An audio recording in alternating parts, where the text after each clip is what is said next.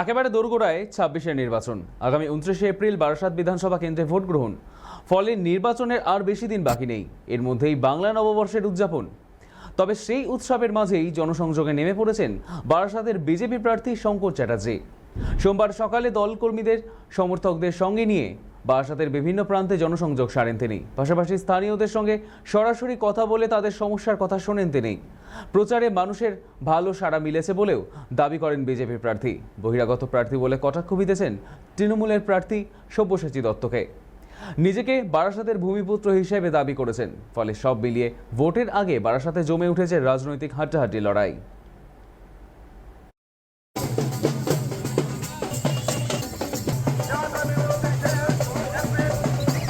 যখন জনসংখ্যা বেরোচ্ছি আমি সে পেরিয়ে যেটা দেখতে পাচ্ছি সেখানে আপনার লেট ছিল, এবার তার দ্বিগুণ হয়ে যাবে।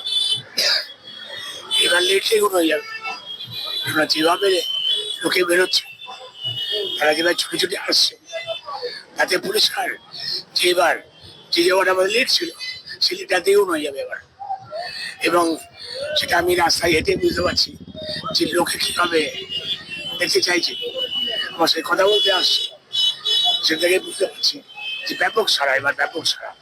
ব্যাপক সারা তো ঠিক আছে, কিন্তু বারবার যে আশঙ্কাটা বিজেপির উদ্ভূত করেও করা হচ্ছে এবং তৃণমূল বারবার যেটা বলছে যে ছোট যে গ্রাম অঞ্চলটা রয়েছে, গ্রামীণ ভোটাররা যেখানে রয়েছে, সেখানে বিজেপি সেভাবে দাঁত বসাতে পারে না। কি বলবেন? দেখুন, ব্যাপারটা হচ্ছে ওখানে ১৫টার উপরে সংখ্যালঘু বুথ আছে, স্বাভাবিক কারণে সেখানে ভোট দেয় না। কিন্তু এবার খেলা অঙ্ক অন্যরকম হবে। এখানে আমরা প্রচুর মুসলিম যুবক এসছে, তারা বিজেপি করতে এসছে, প্রচুর মুসলিম যুবক। ওখানে আমি প্রচারে গিয়ে বাদ বাকিরা বুঝতে পারলো কি অবস্থা আছে। ওখানে রসায়নে উঠে গেছে, ছোট জায়গালি মুসলিম বুথগুলোতে খেলা অন্যরকম হবে এবার, পরিষ্কার। ৩,২০০ ভোটের লিড কাকলি ভোট বস্তিদার বারাসাত বিধানসভা অঞ্চলে নিয়েছে। তো সেই জায়গায় দাঁড়িয়ে কি এসআইআর এর প্রভাব অনেকটা পড়বে? আপনি দেখুন, কোনো প্রভাব নেই। প্রভাব একটাই আছে, ভূমিপুত্র। বারাসাতবাসীর একটাই ডিমান্ড, ভূমিপুত্র চাই।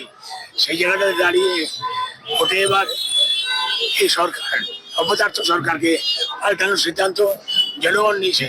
মানে আমার সঙ্গে জনগণ আছে, আমার সঙ্গে মানে আমার বিদ্যাপনিতা আছে, তারা প্রত্যেকে চাইছে ভূমিপুত্রকে চাই, ভূমিপুত্রকে চাই। বারাসাতবাসীর ডিমান্ড ছিল যে ভূমিপুত্রকে চাই। তৃণমূল সেটা রাখেনি।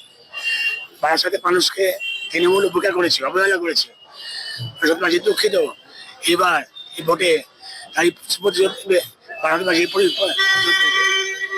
বারবার অভিযোগ করছে যেটা যে পাশাপাশি যে বিধানসভা কেন্দ্রগুলো আছে যেখানে শাসক দলেরই বিধায়করা রয়েছেন, সেখানে কাজ বেশি হয়েছে।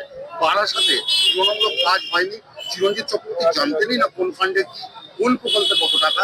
আপনি কিভাবে দেখছেন? সেটাই তো বলছি, বারাসাত শহরটাকে একদিকে পৌরসভা, একদিকে এমপি আর একদিকে বিধায়ক, তিনজনে মিলে শেষ করে দিচ্ছে। এটা আবর্জনা শহর বানিয়েছে বারাসাতটাকে। এখানে নেই কোনো ট্রাফিক ব্যবস্থা, না আছে ড্রেনের ব্যবস্থা, না আছে ডাম্পিং গ্রাউন্ড। বারাসাতটাকে পিছিয়ে পড়ে দিচ্ছে। এই জায়গা থেকে আমার সংকল্প, এই শহরকে হোটেল শহর বানাবো।